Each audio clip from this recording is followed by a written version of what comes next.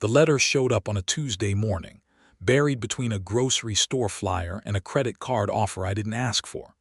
I almost missed it entirely, but the HOA logo in the corner caught my eye before I tossed the stack into the recycling bin. I pulled it out, unfolded it, and stood there in my driveway in the 15-degree cold, wearing nothing but a hoodie and pajama pants, reading the single most infuriating piece of mail I had ever received in my entire life. The Maple Ridge Homeowners Association was billing me $420 for snow removal services rendered on what they were calling the shared access corridor adjacent to your property boundary. That was their fancy way of describing the street in front of my house, the actual road, the public road, the road that the city of Clarkfield had been plowing every single winter since before I was born. $420. I stood there so long my feet went numb through my socks, and I still couldn't process what I was reading. My name is Eric Carter, and I have lived in Maple Ridge subdivision for going on 7 years now. It's a quiet neighborhood, mostly normal people, decent houses, mature trees that look beautiful in the summer and absolutely terrifying when they're loaded down with ice in January. I bought here because the commute to my office was short, the schools were good, and the HOA fees seemed reasonable at the time. That last part aged about as well as you'd expect.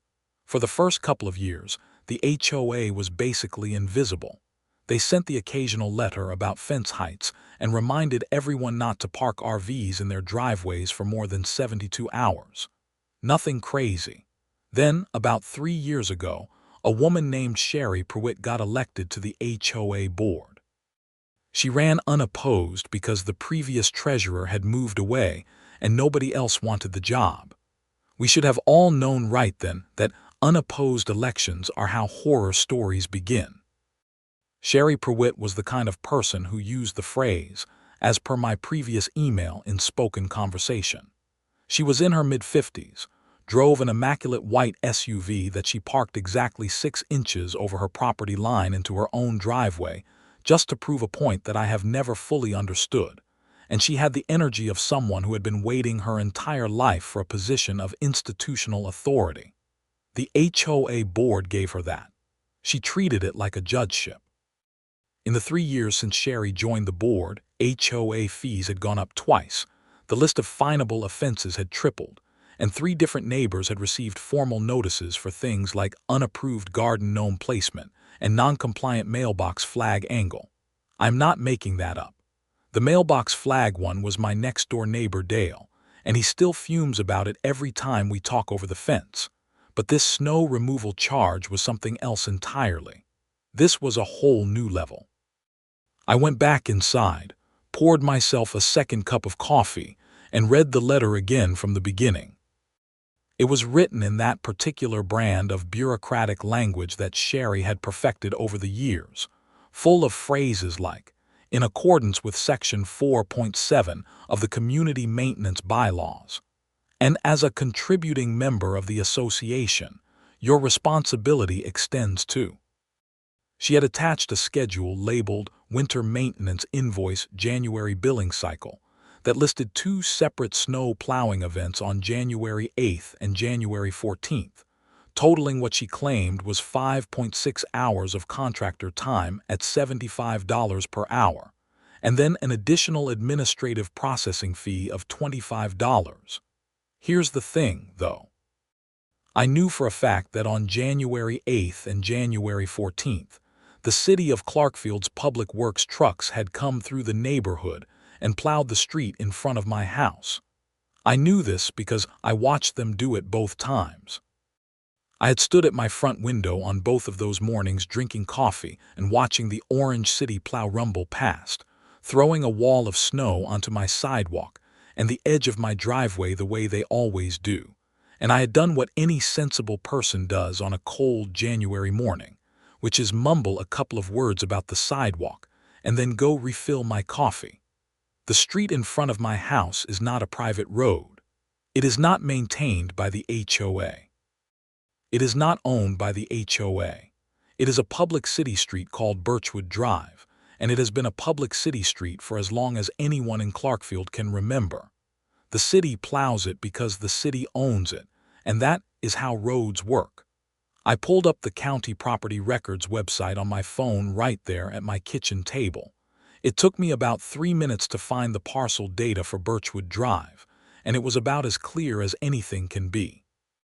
The road right-of-way was listed under City of Clarkfield Public Infrastructure. No private ownership, no HOA designation, nothing complicated about it.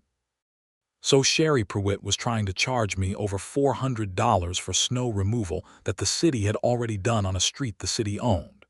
And she wanted payment within 30 days, or she was going to add a late fee. I set down my coffee, cracked my knuckles, and decided that this particular Tuesday was about to get very interesting. I called my neighbor Dale first, because Dale had lived in Maple Ridge longer than almost anyone else, and he had a gift for institutional memory. He picked up on the second ring. "Did you get a letter?" I asked. "Oh, I got a letter," he said. His voice had the flat, tired quality of a man who has been dealing with nonsense for a very long time. $420, you too. Same amount, I said, exact same. I called Mike across the street. He got one too. His wife got one. They're billing the whole block, Eric, every house on Birchwood. I let that sink in for a second. There were 23 houses on Birchwood Drive. If every single one of them had received an identical invoice for $420, Sherry Pruitt was attempting to collect $9,660 in a single billing cycle for snow removal on a public road that the city had already plowed for free. That number sat in my brain like a stone. "She can't do this," I said. "She thinks she can," Dale said. She sent a follow-up email this morning citing the maintenance bylaws. She included a PDF of Section 4.7. "I already looked up the county records," I said. "Birchwood is city-owned. It's in the public infrastructure database. She's charging us for work on property that isn't even in our HOA's jurisdiction." "Yeah," Dale said. "I know that and you know that, but Sherry's counting on most people just paying it because they don't want the hassle." And there it was. That was the whole strategy. Sherry knew that not everyone was going to dig into county property records. She knew that plenty of people would see a $400 bill with legal-sounding language attached and just write the check because fighting it seemed like more trouble than it was worth. It was a calculated bet on apathy and intimidation. I told Dale to sit tight and not pay anything. I told him I would be in touch. My first move was documentation. I'm a project manager by trade, which means my entire professional life revolves around building paper trails, and this situation was going to need a very thorough one. I pulled up the county's online records portal and took screenshots of every relevant page showing City of Clarkfield ownership of Birchwood Drive. I downloaded the official parcel map that showed the road right-of-way boundaries. I printed 3 copies of everything on my home printer. Then I pulled up the HOA governing documents, which I had downloaded to my computer years ago in a moment of rare foresight. I found Section 4.7, which Sherry kept citing. I read it very carefully. Section 4.7 described the HOA's authority to arrange and bill for maintenance of common areas and shared private infrastructure within the boundaries of the Maple Ridge subdivision. The key phrase there was, "within the boundaries." Birchwood Drive was not within the boundaries of the Maple Ridge subdivision. It was a public right-of-way. The subdivision boundaries were clearly drawn in the original plat documents, which I also pulled up and printed. None of the HOA documents gave Sherry or the board the authority to bill residents for maintenance of city-owned public streets. Not even close. Section 4.7 was written to cover things like the private community parking lot near the mailboxes and the small decorative island at the subdivision entrance. It had absolutely nothing to do with Birchwood Drive. I drafted an email to Sherry Pruitt. I kept it polite but direct. I outlined the county property records. I cited the plat documents. I referenced the specific language of Section 4.7 and explained precisely why it did not apply here. I asked her to withdraw the invoice and confirm in writing within 5 business days that no action would be taken on accounts that declined to pay it. I copied the full HOA board, which at that point consisted of Sherry plus 2 other members named Gary and Patricia, who mostly just nodded at whatever Sherry said. I sent the email and then stood up and went to shovel my driveway, because it had snowed another 3 inches overnight, and my driveway needed to be done regardless of whatever bureaucratic circus was unfolding. The cold was serious that morning. My breath came out in thick clouds, and the snow was the dry, squeaky kind that packs hard if you let it sit. I worked from the garage out to the sidewalk, then the short stretch from my sidewalk to the street. I was almost done when I noticed a city public works truck coming down Birchwood Drive, spreading sand and salt.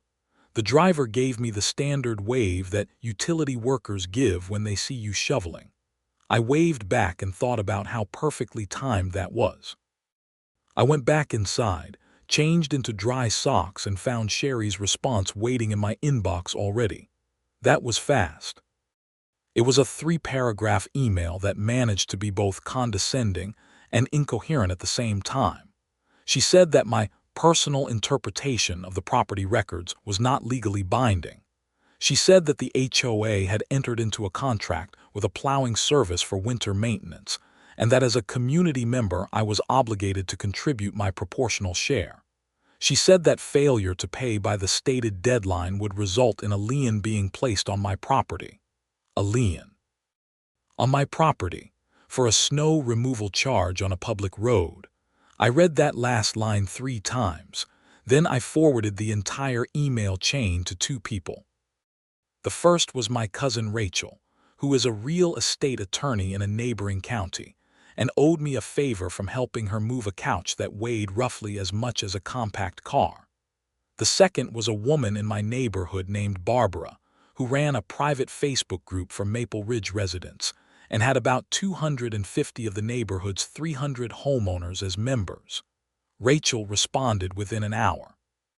She said what I already suspected but now had in writing from an actual lawyer. The HOA had 0 legal authority to bill residents for maintenance of city-owned right-of-way. A lien based on such a charge would be legally invalid and potentially actionable, and the collection of fees under false pretenses could, depending on the scale and intent, raise issues beyond civil liability. She told me to keep everything documented and not to pay a single cent. Barbara's response came even faster. She said she had already gotten messages from 11 other residents on Birchwood who had received the same letter and were furious. She wanted to post about it in the neighborhood group. I said go ahead and shared all my documentation with her, including the county property records and the relevant HOA bylaw text with the key phrases highlighted. The Facebook post went up at around noon. By 2 in the afternoon it had 47 comments and was the most active thread in the group's history. People were angry in that specific way that suburban people get angry when they feel like they've been played for suckers, which is a very particular and sustained kind of angry. Multiple neighbors had gone and pulled up the county records themselves. At least a dozen confirmed they had gotten the same invoice. Someone who worked in city government commented that Birchwood Drive had been on the city's maintenance schedule for decades, and that the HOA had never once contributed to its upkeep. Dale came over around 3 o'clock, stomping the snow off his boots on my front porch. I let him in and gave him coffee, and we sat at my kitchen table and looked at everything I had printed out spread across the surface like a war map. "She's going to stonewall," Dale said. "You know that, right? She's going to keep citing the bylaws and send more threatening letters and just wait for people to give up." "Maybe," I said, "but there's something else I want to check before we figure out our next move." Here's the part of this story that I hadn't mentioned yet because I wanted to set up the background first. About a year and a half ago, I had installed a security camera system on my house. It was nothing fancy, just 4 cameras, one covering each side of the property. I got it after someone kept letting their dog relieve itself on my front lawn and never cleaned it up, and I wanted footage. The cameras covered the front of my house well, and because of the angle, one of them had a clear view of the street and sidewalk out front. It had recorded both January 8th and January 14th. I went to my computer and pulled up the archived footage from both dates. On January 8th at 6:43 in the morning, a City of Clarkfield Public Works truck with the city logo visible on the door came down Birchwood Drive plowing the snow. That was it. No private contractor, no HOA hired equipment, just the city doing what the city does. January 14th was the same story. City truck, 6:51 in the morning. City logo, city plow, city road. I exported both clips and saved them with timestamps in a clearly labeled folder. Then I watched them again just to enjoy them a little bit. I sent a second email to Sherry Prewitt and the full board. This one was more direct than the first. I told her I had reviewed the security camera footage from both dates listed on the invoice, and that in both cases the plowing was performed by City of Clarkfield equipment with no private contractor present. I told her that I had documentation of city road ownership, and that I had consulted with a real estate attorney who confirmed the invoice was legally invalid.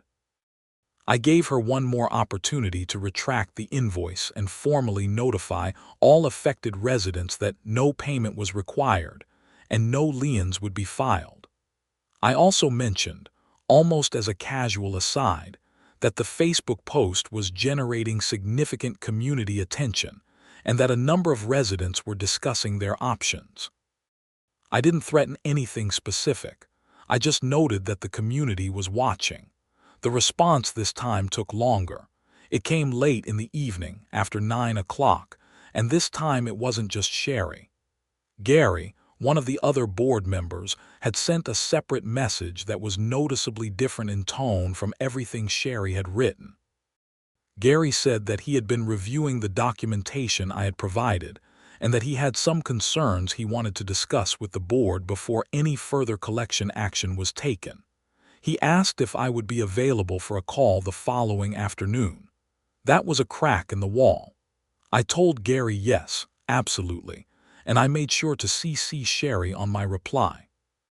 That night the temperature dropped to single digits, the kind of cold where you can feel it coming through your walls if you stand too close to them. My furnace was working overtime, and I could hear it cycling on and off more frequently than usual. I checked the thermostat and found the house was struggling to stay at 68 even with the heat set to 70. I had been meaning to get the furnace serviced before the deep cold hit and hadn't gotten around to it, and now here we were.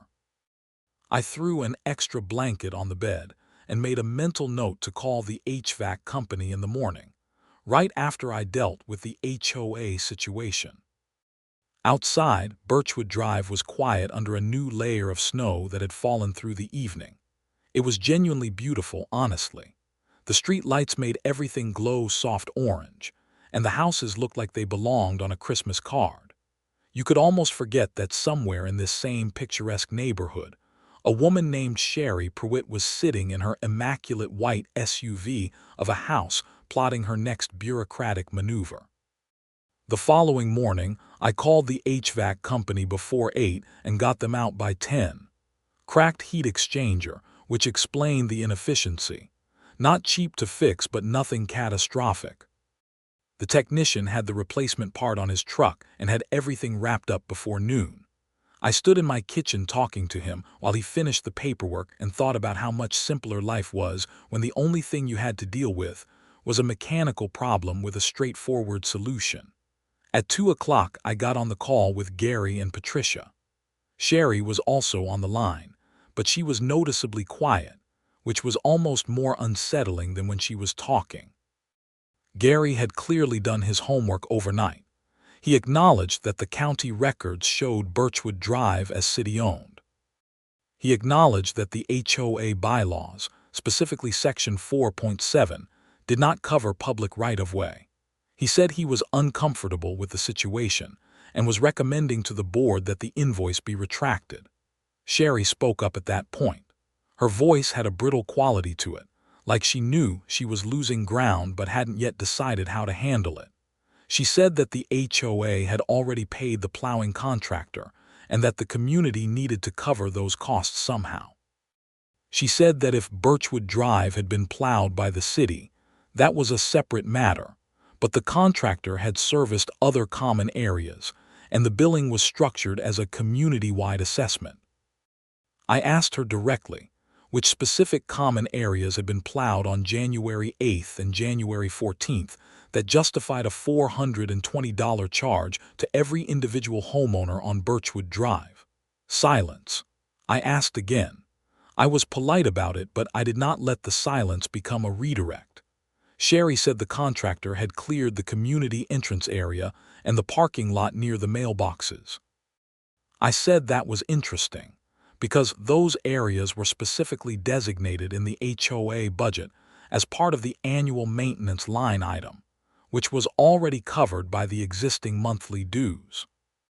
I pulled up the HOA annual budget summary that had been emailed to all residents back in November and read the relevant line item aloud. Seasonal snow removal for common areas, estimated annual cost, included in base dues calculation. More silence. Gary said, quietly and carefully, that he thought the invoice needed to be retracted immediately and that he would be putting that motion forward at the next board meeting. Sherry said she needed to review the documents further before she could agree to anything. I thanked Gary and Patricia for their time, said I would be following up in writing, and ended the call. That evening, I put together a detailed written summary of the call and sent it to Gary, Patricia, and Sherry. I documented every point that had been discussed, including Sherry's claim about the contractor and my citation of the budget line item that already covered common area snow removal. I reiterated that I expected formal written confirmation of the invoice's withdrawal within 48 hours. I copied my cousin Rachel on the email. I mentioned, again very casually, that the neighborhood Facebook discussion had grown to include nearly 100 comments, and that multiple residents had reached out to me privately about organizing a formal response.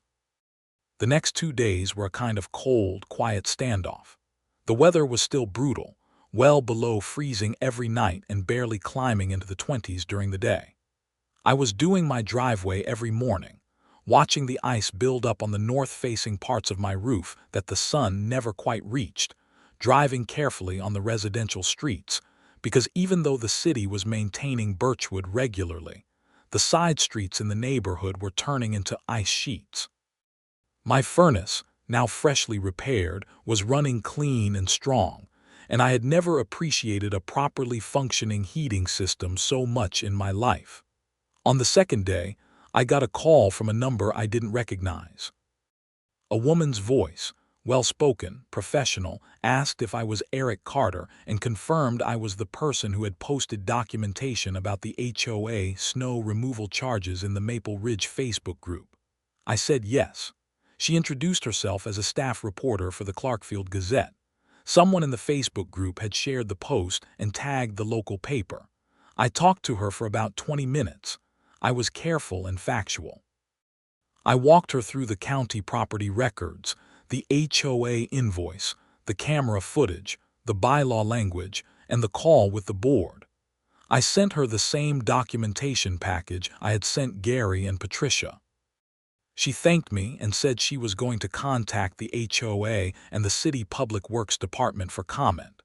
The following morning, Gary sent me an email. The board had voted 2-1 to retract the snow removal invoice for all residents on Birchwood Drive. The one dissenting vote was, predictably, Sherry Pruitt.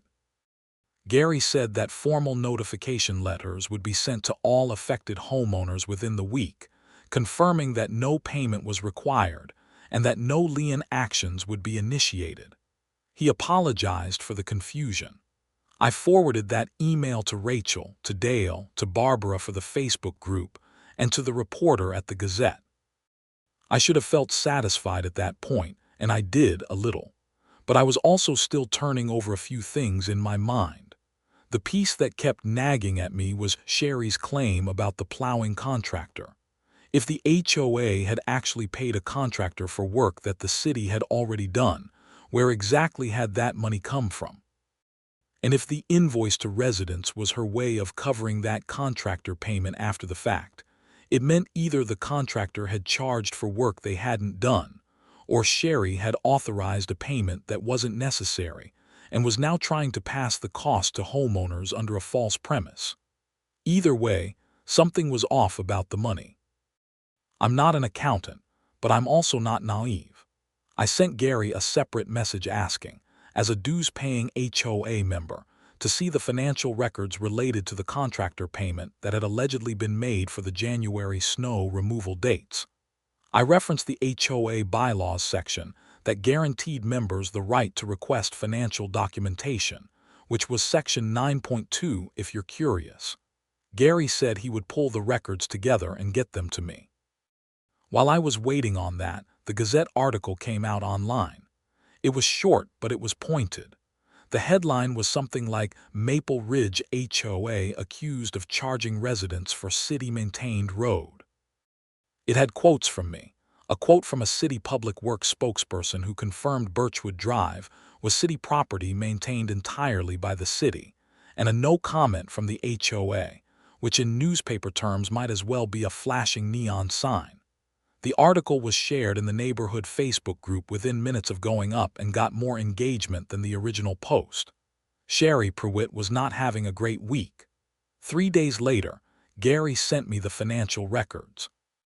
I sat down at my kitchen table with a fresh cup of coffee and a notepad and went through them.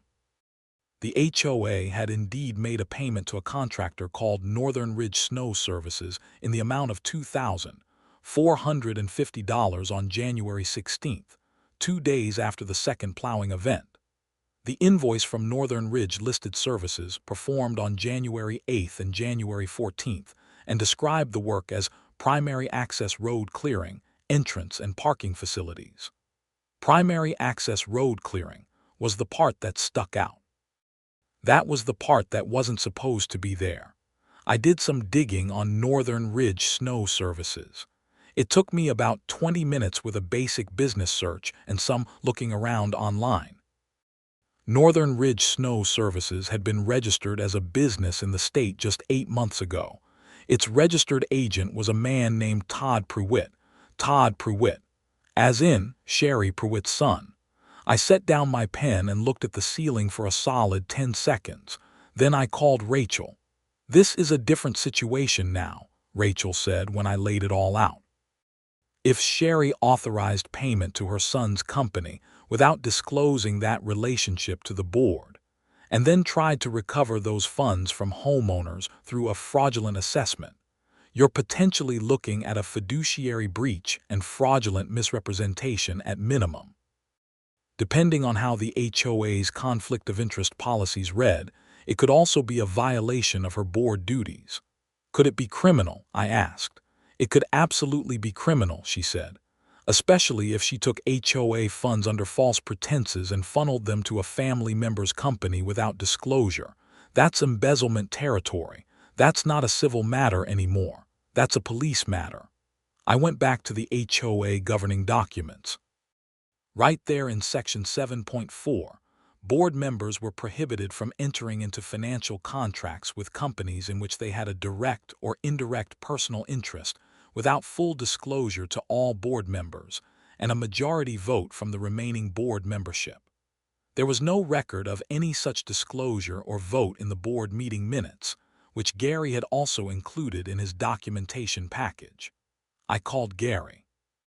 I didn't send an email this time because I wanted to have a real human conversation.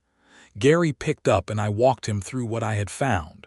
Todd Pruitt, registered agent, 8 months old, $2,450, no conflict of interest disclosure. No board vote. Gary went quiet for a long moment. Then he said, "I didn't know about any of this." "I believe you," I said, "which is why you need to know now." There was another pause, and then Gary said something I hadn't expected. He said that back in November, Sherry had pushed through a payment to a landscaping company for fall cleanup work that he had thought was expensive, and now he was wondering if he should pull those records too. I told him yes. Pull every payment record from the last 12 months. Cross-reference every contractor. Check every one against registered business databases. Gary said he would need a couple of days. Those couple of days were interesting ones in Maple Ridge. The Facebook group was fully alive now, with people sharing the Gazette article, posting their own documentation, and comparing notes. Someone had done a public records request to the city about HOA interactions and shared the response, which confirmed zero official arrangements between the city and the Maple Ridge HOA for any street maintenance at any point.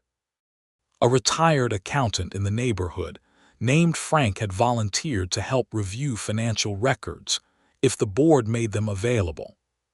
People who had been silently dealing with Sherry's reign for years were finally talking to each other, and the cumulative picture being assembled was not flattering. Dale came over one evening with a bottle of whiskey, and we sat in my living room while the wind hit the windows in gusts and talked about the whole thing. Dale had lived through 3 different HOA board regimes in his time in Maple Ridge, and he said this was the most organized pushback he'd ever seen. I told him it helped that I had camera footage. He said it helped that Sherry had gotten greedy and tried to bill the whole street instead of just a few people, because billing the whole street meant uniting the whole street. That was actually a really good point. When Gary came back to me 5 days later, the picture was worse than I had expected. Beyond the Northern Ridge snow removal payment, he had found 2 other payments in the previous year made to separate companies. One for fall landscaping cleanup in the amount of $1,800, and one for summer storm drain clearing in the amount of $1,200. Both companies, when he ran them through the business registry, came back connected to the same address as Northern Ridge Snow Services. One was registered under the name of Sherry's husband. The other used a variation of Pruitt as part of the company name that Gary had initially missed, because the first name was slightly different. In total, Sherry Pruitt had funneled approximately $5,450 in HOA community funds to companies with direct family ties, without disclosing the relationships, without board approval, and in at least one case while simultaneously billing residents to cover costs that were either the city's responsibility or already included in dues. Gary said he had already spoken to Patricia. Both of them wanted to move forward with a formal complaint. They needed a police report. We filed it together, Gary and Patricia on behalf of the board, and myself as a directly affected homeowner. The Clarkfield Police Department assigned it to their Financial Crimes Unit, which sounds very dramatic but is actually just 2 detectives who also handle insurance fraud and contractor scams. One of them, a very even-keeled detective named Morrison, called me within 2 days to get a full walkthrough of the documentation. Detective Morrison was thorough. He went through every piece of paper I had, asked good questions, and seemed entirely unsurprised by the nature of what he was looking at. He told me that this type of HOA financial fraud was more common than most people realized, and that the scale of it here was significant enough to warrant a proper investigation. I gave him the camera footage too, both the city plow clips and also, it turned out, footage from January 16th, which was the date the payment to Northern Ridge had been processed. Because it was a small operation, Northern Ridge apparently did their work personally. My camera had captured a pickup truck, without any company branding, doing a quick pass through the entrance area on the morning of January 16th. It was brief, maybe 15 minutes of actual work, and it was happening on an area the city trucks had already cleared 2 days prior.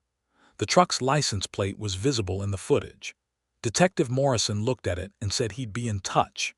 Meanwhile, the neighborhood had organized its first formal meeting in years. Barbara coordinated it through the Facebook group, and we borrowed the function room at the local library, which cost nothing and was walking distance for most of the neighborhood. About 60 homeowners showed up on a Thursday evening, which was impressive given the roads were still icy, and it was 8 degrees outside. People wore their heavy coats and sat in folding chairs and drank the bad coffee that libraries somehow always have, and we talked. Frank, the retired accountant, gave a presentation of the financial findings that was genuinely impressive. He had put together a simple summary sheet showing each questionable payment, the company name, the family connection, the amount, and the HOA bylaw it violated. He handed out printed copies to everyone in the room and walked through it calmly and clearly. There were a lot of sharp intakes of breath from people who were seeing the full picture for the first time. Gary and Patricia were both there. They each spoke briefly, acknowledged that the board had failed in its oversight responsibilities, and committed to full transparency going forward. People appreciated that. Gary in particular seemed genuinely embarrassed and genuinely sorry, and he made no attempt to deflect or minimize. That went a long way. We voted that evening to call a special HOA general meeting, which was within the rights of homeowners under Section 11.2 of the governing documents if petitioned by 20% of members. We had over 60 signatures in the room. The special meeting would include a formal motion to remove Sherry Pruitt from the board. Sherry, for her part, was not at the library meeting.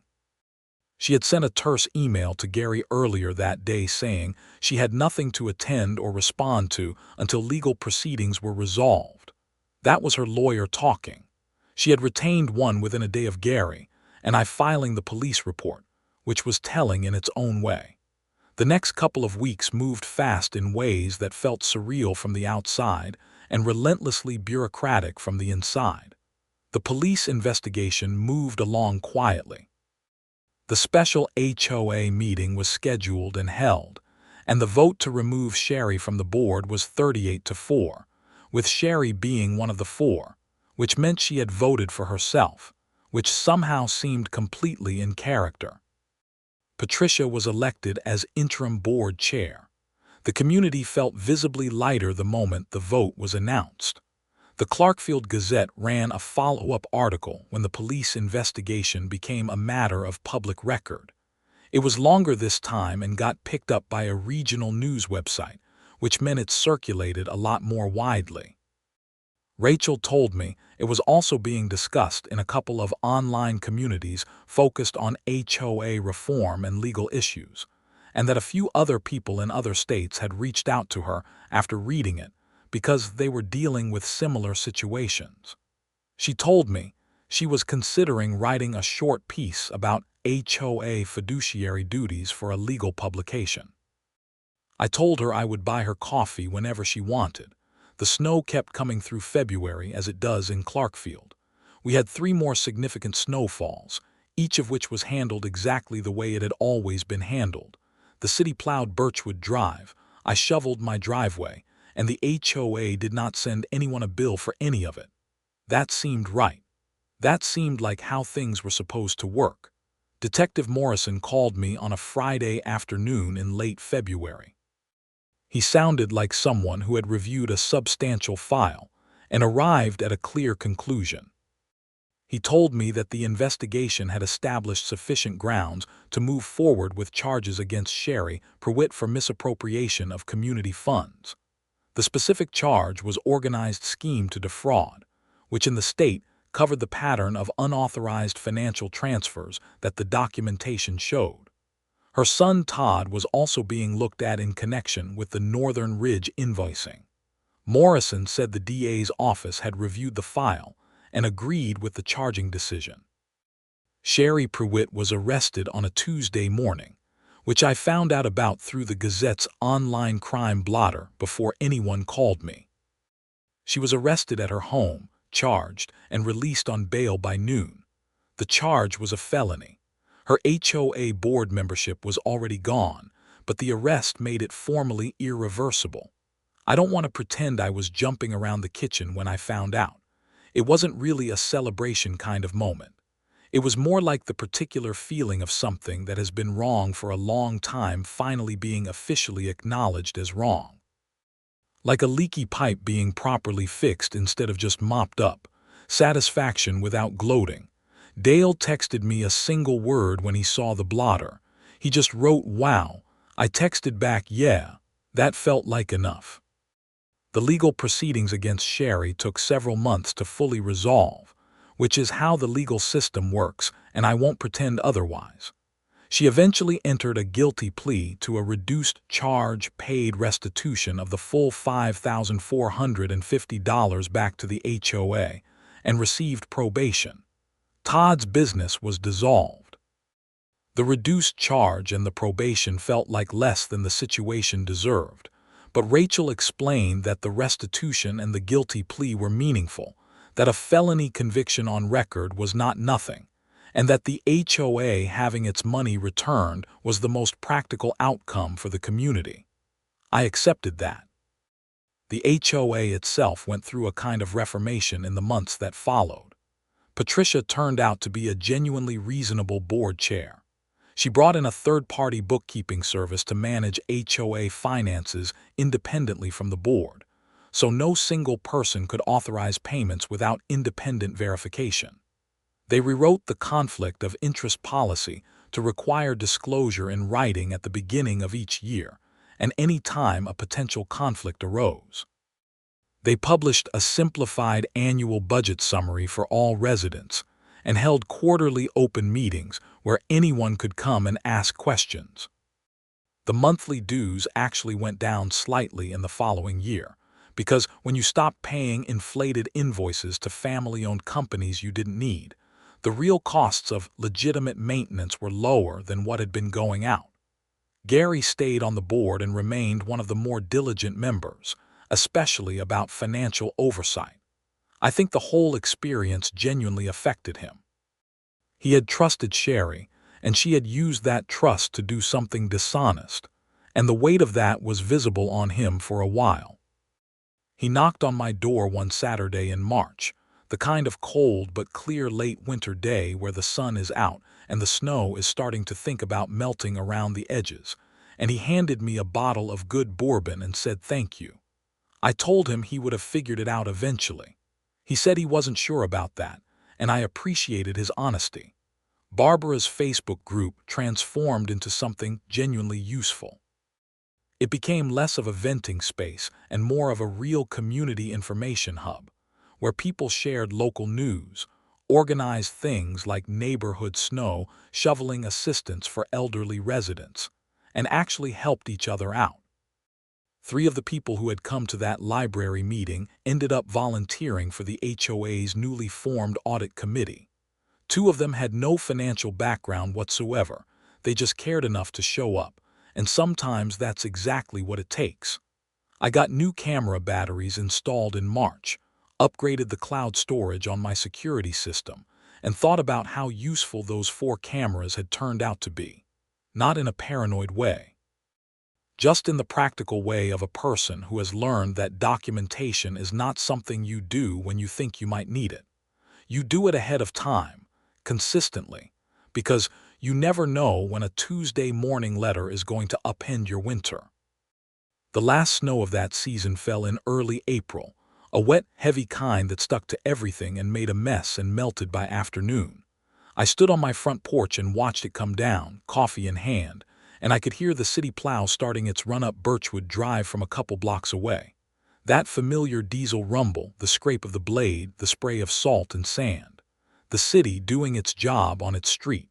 No invoice followed. Nobody charged me $420. Nobody tried to file a lien on my property for a public road, getting plowed the way public roads are supposed to get plowed. Maple Ridge had a new normal, and it was considerably more functional than the old one. The HOA still existed, still sent the occasional reminder about fence heights and parking, still collected dues that paid for legitimate common area maintenance. But the board that now ran it was one where people actually talked to each other, checked each other's work, and had no particular interest in creating fake invoices or siphoning money to family businesses. It wasn't a perfect neighborhood. No neighborhood is. but it was a neighborhood where one person bothering to pull up a county property records website and read the actual language of a bylaw had made enough of a difference that things were genuinely better for all 250 households in it. That's not a bad return on a Tuesday morning in the cold. I finished my coffee, set the mug on the porch railing, picked up my shovel, and cleared my driveway one last time that season.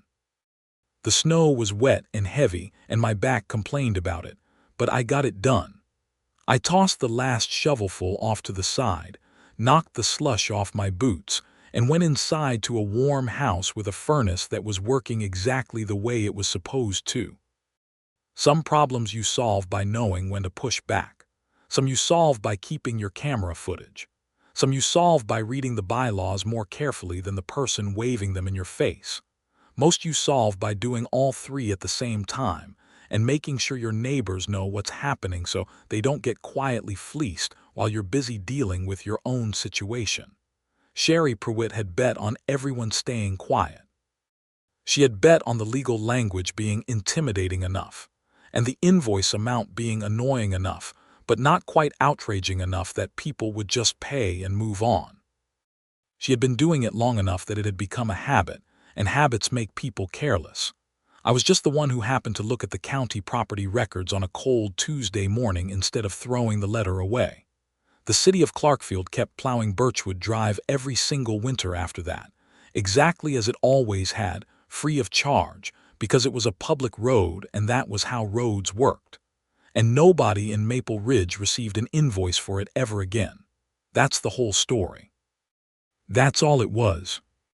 A bill for something the city already owned, a few hours of documentation work, some camera footage, a cousin who happened to be a real estate attorney, and a neighborhood that got tired of being quiet. Sometimes that's enough.